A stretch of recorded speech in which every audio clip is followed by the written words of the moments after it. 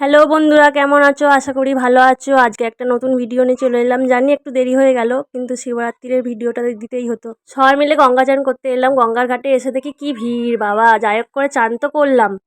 তারপরে চান করে উঠে আসলাম। এই যে দেখো, তিলক না পড়লে কি আর গঙ্গা চান করে মানায়? টিপ টিপ পরে নিয়ে তিন বান্ধবী একটুকুনি ছুটে ছুটে ভিডিও করে নিলাম। তারপরে দেখি ও বাবা, এখানে পাঁপড় খাওয়া হচ্ছে। এ দেখছি একবার ও খাওয়াচ্ছে, একবার এ খাওয়াচ্ছে। খেয়ে তারপরে চান করে বাড়ি চলে এলাম।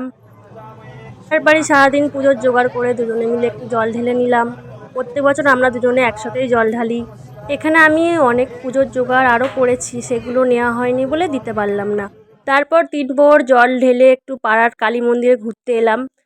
ঘুরে টুরে এসে দেখি ওমা, এ কী কাণ্ড! এ তো একাই নাচছে। আমি তো দেখে অবাক হয়ে বসেই পড়লাম। তারপরে আমরাও নাচতে শুরু করে দিলাম একটু। তারপর আবার পুজো, 4 প্রহরে পুজো শুরু হয়ে গেলে এখানে হোম হচ্ছে।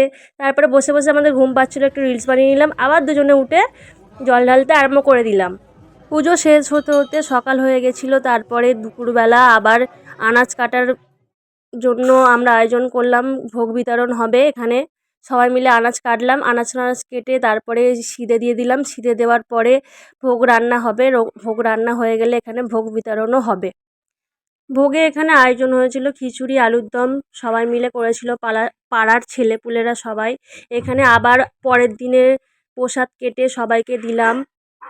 প্রসাদ দিতে দিতে এই এই দেখো, এখানে আবার তো খামতালি শুরু হয়ে গেছে নাচা। মাসি, তুমি ফাটিয়ে দিয়েছো নেচে।